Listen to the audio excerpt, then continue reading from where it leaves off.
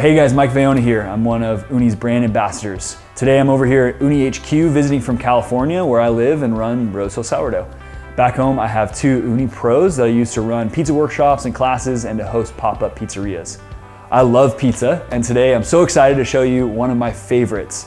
If you're into sourdough like me, then make it with a sourdough base. But if you're not into sourdough, no big deal. You can go ahead and use your regular Neapolitan style dough as well.